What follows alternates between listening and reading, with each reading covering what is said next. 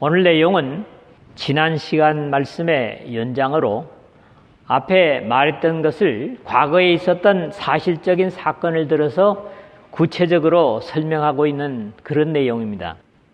즉 믿음의 조상이라고 하는 아브라함에게 주셨던 약속을 이어받아 지키는 사람들은 아브라함에게 주신 언약과 같이 복을 받을 것이라는 확인입니다. 바울은 율법 이전의 사람이었고 믿음의 조상이라고 하는 아브라함의 믿음의 역사를 통해서 오늘 복음 속에 믿음의 사람들을 교훈하고자 길지 않은 이 갈라디아서에서 여러 번 이 아브라함의 역사를, 믿음을 인용하고 있는 것을 봅니다. 특히 이 믿음과 율법을 대조하는 3장, 오늘 우리가 읽은 6절 그리고 8절, 또 다음에 보겠습니다마는 16절, 4장 12절에 영거푸 아브라함의 삶을 대조하고 있습니다. 그 이름은 이 성경의 부피에 어울리지 않게 자주 믿음의 아버지로 등장하고 있습니다. 율법은 복음보다 결코 앞서지 못하고 최초의 사람에게 주신 복음은 원복음이라고 그래야 되나요? 최초의 복음이라고 해도 좋을 것 같은데 에덴을 잃어버린 범죄한 후 주신 말씀입니다. 내가 너로 여자와 원수가 되게 하고 네 후손도 여자의 후손과 원수가 되게 하리니 여자의 후손은 네 머리를 상하게 할 것이요 너는 그의 발꿈치를 상하게 할 것이니라. 창세기 3장 15절. 이게 바로 최초의 복음입니다. 그러므로 다음에 보겠지만 내가 이것을 말하노니 하나님께서 미리 정하신 언약을 430년 후에 생긴 율법이 폐기하지 못하고 그 약속을 헛되게 하지 못하리라.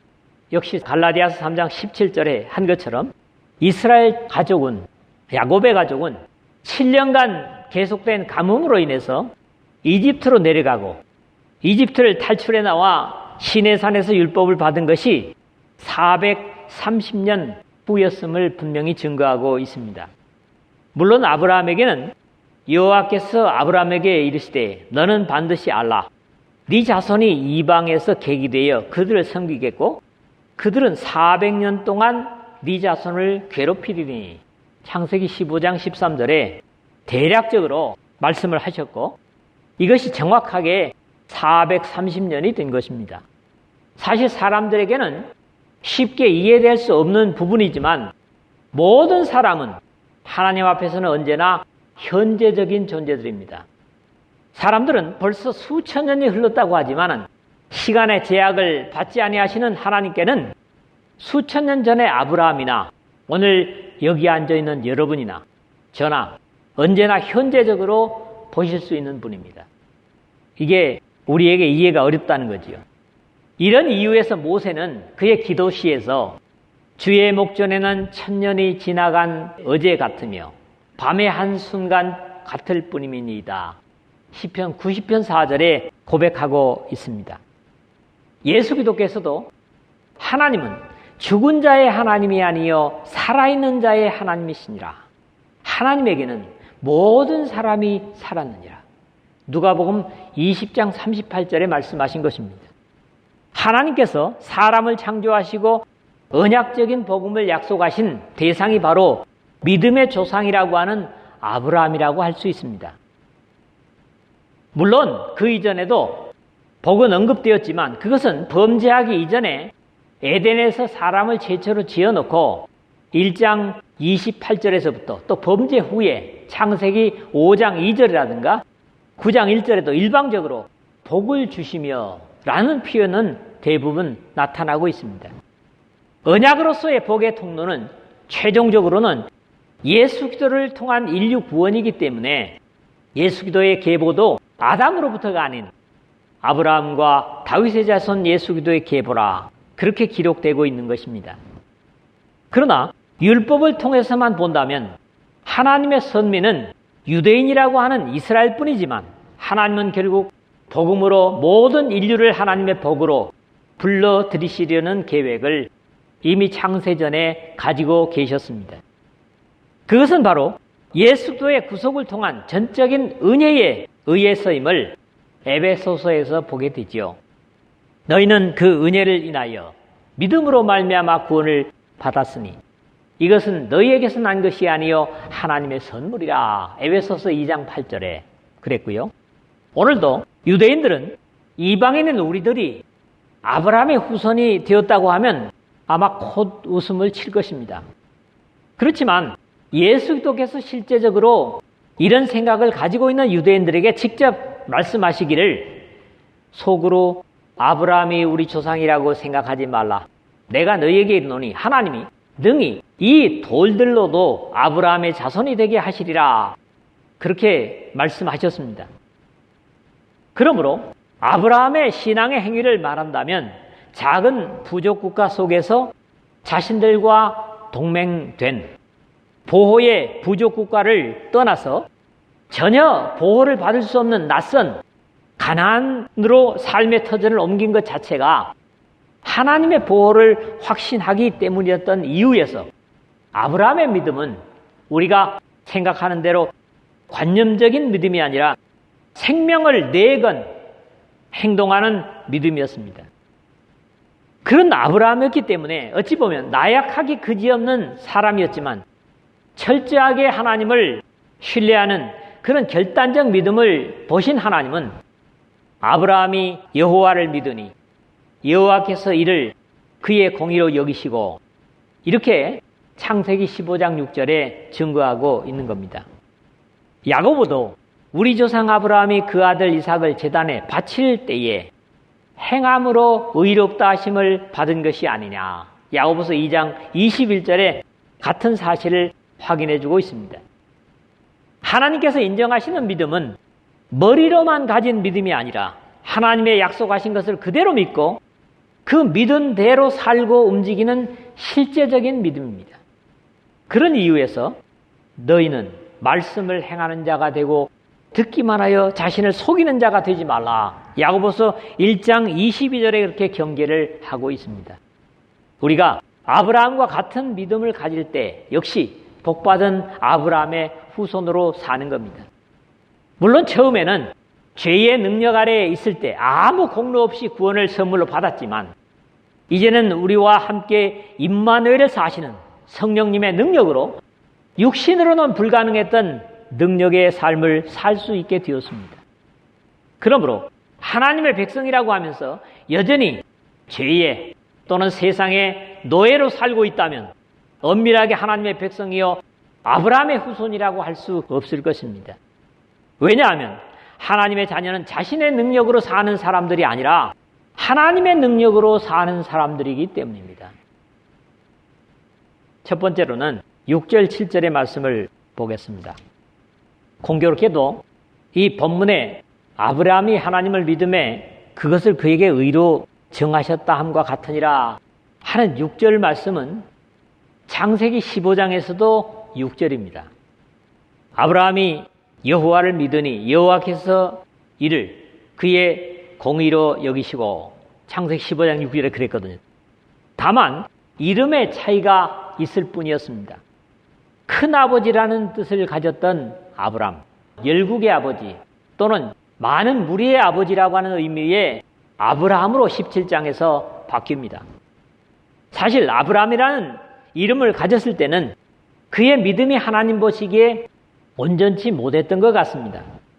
그런 이유에서 이미 아브라함이 여호와를 믿으니 여호와께서 이를 그의 공의로 여기시고 하셨음에도 다시 아브라함의 믿음의 흔들림에 대한 책망도 하십니다. 아브라함이 99세 때 여호와께서 아브라함에게 나타나서 그에게 이르시되 나는 전능한 하나님이라 너는 내 앞에서 행하여 완전하라. 창세기 17장 1절에 그렇게 책망하시는 것도 듣습니다. 사실 아브라함도 완전한 믿음의 사람은 아니었던 것 같습니다. 약속의 땅에 와서도 가뭄을 하나님 앞에서 해결받기보다는 스스로 가족들을 이끌고 이집트로 내려가서 자신의 아내를 누이라고 하며 생명을 잃을까 봐 전전긍긍하는 모습은 영락없이 허약한 우리와 똑같은 사람이었습니다. 그럼에도 당시의 갈대아 우루 다신교의 땅에서 여러 신을 섬기는 땅에서 이끌어내시고 복을 약속하시는 것은 당시 어떤 사람들보다도 특별히 하나님의 은혜를 받은 사람임에 분명하고 오늘 예수 그리스도를 통하여 하나님의 자녀가 된 여기 우리들과 다르지 않습니다. 이런 분위기를 헤아리지 않고는 아브라함이 하나님을 믿음에 그것을 그에게 의로 정하셨다 함과 같으니라 하는 인용은 바로 이해하지 못할 것입니다. 독특한 것은 믿음을 강조하는 로마서에서도 로마서 4장 3절이요. 그 믿음이 행위로 나타나야 한다고 하는 야고보에서도 야고보서 2장 23절 똑같이 이 말씀을 인용하고 있습니다. 성경은 언제나 극단에 치우치는 것보다는 서로 모순되지 않는 조화로 이해해야 된다. 그런 말씀을 제가 자주 드립니다. 유대인들은 자신들만이 진정으로 아브라함의 후손이라고 자긍하면서 그들의 육신의 조상 아브라함을 자랑하지만 로마서 4장에서 바울이 말하는 것처럼 혈통의 자손들만이 아브라함이 후손이라고 할 수 없는 것은 아브라함의 할례 전에 하나님으로부터 의롭다 하심을 받았다는 사실을 증거하고 있는 것입니다. 정확하게 말하면 아브라함은 할례의 언약이 있기 전인 아브라함 때에 이미 하나님으로부터 그의 믿음을 인정받음으로써 같은 믿음을 가지는 무할례자들인 이방인들의 조상도 된다고 확인하는 겁니다. 여기에 대한 보충의 내용이 그런즉 믿음으로 말미암은 자들은 아브라함의 자손인 줄 알지어다라는 겁니다. 오늘 7절이죠. 왜냐하면 당시에 아브라함이 가졌던 하나님의 부르심에 대한 믿음의 응답도 역시 하나님의 은혜에 의한 것이지 아브라함 자신에게 나온 것이 아니라면 오늘 예수 그리스도를 통한 하나님을 향한 믿음도 여전히 사람에게서 난 것이 아니라 하나님의 선물이기 때문에 다르지 않습니다. 다만 아브라함은 그의 관념 속에 하나님을 믿은 것이 아니라 부족국가, 아주 작은 나라들이죠. 서로 동맹을 맺고 협약을 맺어서 안전을 도모하는 그때에 그 자기의 보호처, 친척 아비집을 떠나서 하나님이 어디로 가라 하신 것도 아닌데 내가 지시하는 땅으로 가라 하는 한마디를 믿고 가나안, 역시 부족 국가들 사이에 위기를 무릅쓰고 유브라데 강을 건너 가나안에 들어온 이런 아브라함의 믿음을 우리가 본받을 때 우리가 또한 아브라함과 같은 복을 받는다. 이런 말씀인 거죠. 두 번째로는 8절 9절입니다. 아브라함과 같은 복을 받는 믿음의 사람들이죠. 두 번째 내용은 이 5절 6절의 반복이면서 확인입니다. 창세기에 기록된 아브라함의 역사는 사실에 있어서 후대에 있어질 것에 대한 예시였던 겁니다. 미리 보기였던 겁니다. 분명히 율법 이전의 언약은 복음이었습니다. 그것은 정죄를 위한 것이 아니라 복을 주시려는 최소한의 약속이었죠. 구약 성경의 많은 부분에서 예수 그리스도로 말미암아 성취될 은혜의 역사를 미리 보여주신 것들입니다. 그런 입장에서 실체가 아닌 그림자들이라고 하는 겁니다. 왜냐하면 예수 그리스도께서 오셨을 때 비로소 실체로 오신 것이기 때문이죠. 또 하나님이 이방을 믿음으로 말미암아 의로 정하실 것을 성경이 미리 알고 오늘 8절 상반절을 그렸는데 아브라함을 선택하시고 그 허리에서 이스라엘을 낳게 하시고 다시 계보를 통하여 메시아를 주실 것에 대한 창세 전에서부터 계획하셨던 하나님은 그 일을 은밀히 행하신 것이 아니라 계속해서 선택된 백성들과 이방에 이르기까지 끊임없이 계시로 보여주셨습니다. 이런 이유에서 예수 그리스도께서는 비록 유대인들은 이 사실조차도 믿지 못하고 받아들이지 못했지만은 너희가 성경에서 영생을 얻는 줄 생각하고 성경을 연구하거니와 이 성경이 곧 내게 대하여 증언하는 것이니라. 요한복음 5장 39절에 말씀을 하신 겁니다.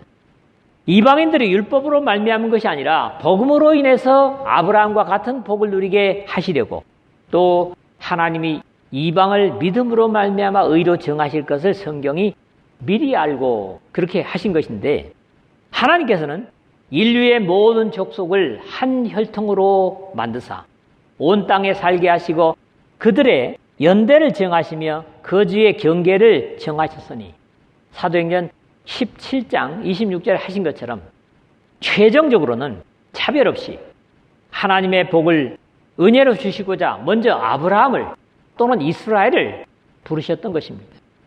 이 사실을 모르고 좁은 소견에 하나님께서 자신들만을 택하시고 사랑하셨다고 예수님 앞에서조차 큰 소리 치던 유대인들을 책망을 받을 수밖에 없었을 것입니다. 그러므로 오늘 또 이 세상 사람들 가운데 먼저 하나님께 부르심을 받은 우리 또한 같은 경계를 가질 수 있어야 할 것입니다.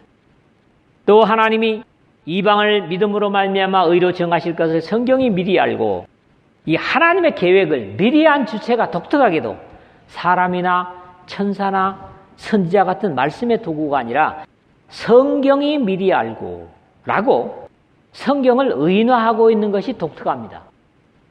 물론 신약 성경에서는 말씀을 로고스로 표현하고 이 로고스는 예수 그리스도이시지만 이 성경 쓰여진 그라페라고 쓰고 있고 성경을 같이 의인화한 표현은 22절, 이 3장 22절에도 나타납니다. 그러나 성경이 모든 것을 죄 아래 가두었으니 성경이 모든 것을 죄 아래 가뒀다는 거죠. 자, 여기 미리 알고 뭐가요? 성경이 또 죄 아래 가두었으니 한 성경의 역할은 하나님의 말씀이기 때문에 하나님과 격을 같이 하고 말씀하시는 하나님으로 이해하게 됩니다. 먼저 아브라함에게 복음을 전하되 모든 이방이 너로 말미암아 복을 받으리라 하였느니라 하는 8절 하반절의 말씀인데 이 복음을 전하는 주체도 역시 성경입니다. 이것은 적어도 장래의 모든 인류가 구원의 복을 누리게 될 것인데 그것은 아브라함을 통해서 즉 그의 후손을 통하여 하는 약속이고 아브라함은 이러한 하나님의 약속을 믿었다는 사실입니다. 이 사실은 예수 그리스도께서도 아브라함의 자녀라고 빈정되는 유대인들에게 너희 조상 아브라함은 나의 때 볼 것을 즐거워하다가 보고 기뻐하였느니라. 요한복음 8장 56절에 증거하신 바 있습니다. 그러므로 믿음으로 말미암은 자는 믿음이는 아브라함과 함께 복을 받느니라. 오늘 9절에 그랬는데 하나님께서 아브라함에게 선언하신 복은 보통 복이 아니라 우리가 읽기도 엄청난 복입니다. 내가 너로 큰 민족을 이루고 네게 복을 주어 네 이름을 창대하게 하리니 너는 복이 될지라. 너를 축복하는 자에게 내가 복을 내리고 너를 저주하는 자에게는 내가 저주하리니 땅의 모든 족속이 너로 말미암아 복을 얻을 것이니라 하신지라. 창세기 12장 2절 3절입니다.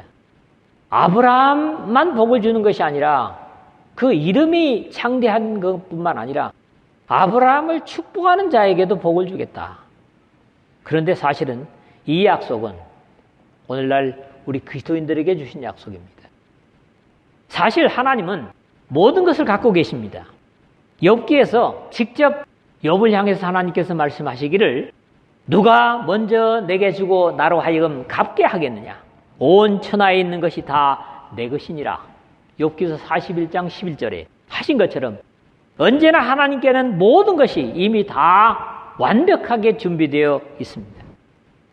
어찌 보면 하나님께서 아브라함에게 미리 복을 선포하시고 아브라함이 이 선포된 복을 누릴 수 있는지 감당할 수 있는지를 보시고 그리고 선언하시는 순서를 아브라함을 부르시고 축복하시고 그런 후에 아브라함이 여호와를 믿으니 여호와께서 이를 그의 공의로 여기시고 라는 추이를 우리가 볼 수 있습니다. 오늘 우리에게도 다르지 않다고 믿습니다.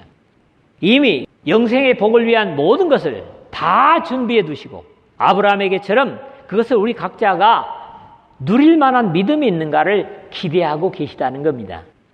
그러므로 믿음으로 말미암은 자는 믿음 있는 아브라함과 함께 복을 받느니라 하는 9절의 내용이 바로 그런 것입니다. 언제나 상급을 먼저 준비하시는 하나님이심을 말씀을 통해서 성경과 역사 속에서 수없이 우리에게 보이시고 알게 하시기 때문에 그럼에도 그것을 거절하는 것은 바보짓이고 어리석은 것입니다. 또 미리 이것을 보고서도 그것을 잃는 것이야말로 굴러들어온 복을 차버리는 악한 것입니다. 이러한 미리 보기가 그러므로 믿음으로 말미암은 자는 믿음이 있는 아브라함과 함께 복을 받느니라 말씀하신 겁니다. 아브라함과 꽃 같은 믿음을 행하는 자는 역사 속에서 아브라함의 복을 받은 것처럼 우리도 꽃 같은, 아니 그보다 더 큰 복을 받는다 하는 말씀인 거죠.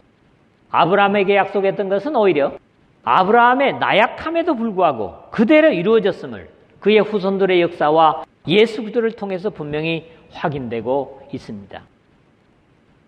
세 번째 마지막으로는 10절입니다. 왜 율법 아래 있는 사람은 저주를 받는가 하는 겁니다. 오늘 이 마지막 10절은 어쩌면 다음 시간에 연결되어지는 내용이라고 해야 옳을 것 같습니다. 복음으로 말미암아 아브라함과 같은 복을 누리는 것과는 다르게 복의 반대인 저주를 율법과 함께 증거하고 있기 때문입니다. 나중 율법의 역할, 즉 기능을 이야기하겠지만은 율법은 기능 자체가 정죄를 위한 것이기 때문에 당연히 최종적으로는 죄를 깨닫게 하여서 예수 그리스도를 찾게 하기 위한 것이기 때문에 복의 개념보다는 저주를 거론하는 것입니다. 어느 누구에게도 율법을 견준다면, 들이댄다면 무사할 사람은 세상에 아무도 없습니다. 우리가 알거니와 무릇 율법이 말하는 바는 율법 아래 있는 자들에게 말하는 것이니 이는 모든 입을 막고 온 세상으로 하나님의 심판 아래 있게 하려 함이니라. 그러므로 율법의 행위로 그의 앞에 의롭다 하심을 얻을 육체가 없나니 율법으로는 죄를 깨달음이니라. 이 로마서 3장 19절에서 20절에 말씀하고 있죠. 결국 율법 아래 있다고 하는 것은 심판 아래 있다는 것입니다. 바울은 율법이 오기 전에는 죄를 알지 못했는데 율법을 통해서 죄를 알게 되고 죽을 수밖에 없는 운명임을 고백했습니다. 전에 율법을 깨닫지 못했을 때에는 내가 살았더니 계명의 이름에 죄는 살아나고 나는 죽었도다. 로마서 7장 9절에 그렇게 선언합니다. 무릇 율법 행위에 속한 자들은 저주 아래 있나니 이 10절 상반절에 말한 대로 율법은 행위의 법으로 행위 없이 받은 은혜의 법인 복음과는 역시 상반된 법이기도 합니다. 사실 복음은 하나님께서 인류를 위한 사랑의 절정이라면 율법은 눈꽃만큼도 용서가 있을 수 없는 냉정한 법입니다. 늘 하는 얘기지만 사랑의 관계에서는 법이라는 것이 전혀 필요치 않습니다. 법은 사랑이 바닥나버린 의무의 관계를 정리하고 해결하기 위해서 역할하는 것입니다. 하나님의 사랑을 떠나서 범죄한 천사들의 부추김으로 거역하고 대적하는 인류를 회복하기 위해서 죄를 깨닫게 하시고 스스로는 죄의 비극을 해결할 수 없다는 사실을 알게 하기 위해서 율법을 주신 것입니다. 그리고 이 율법은 사람의 한계를 극명하게 깨닫게 하기 위한 도구이기도 합니다. 기록된 바 누구든지 율법책에 기록된 대로 모든 일을 항상 행하지 아니하는 자는 저주 아래에 있는 자라 하였음이라. 10절에 그랬는데 이 말씀을 건성으로 읽을 때는 율법은 반드시 지켜야 되는 것이다 하는 정도죠. 그럼에도 이 말씀을 수식하고 있는 부사들에 주목할 필요가 있습니다. 누구든지 모든 일에 항상 행하지 아니하는, 먼저는 율법 아래 있는 사람은 예외가 없이 누구든지 지켜야 합니다. 그럼에도 율법은 누구든지를 고사하고 누구도 지킬 수 없는 법입니다. 두 번째로는 모든 일이라 그랬죠. 모든 삶의 상황에서 예외가 있을 수 없다는 겁니다. 이것은 종교적인 행위는 물론이고 일상의 어떤 일에서든지 지켜져야만 하고 그 다음에 항상 지켜야 하는 것은 시간적인 개념에서 24시간은 물론 매 순간 일생을 포괄하는 내용입니다. 보십시오.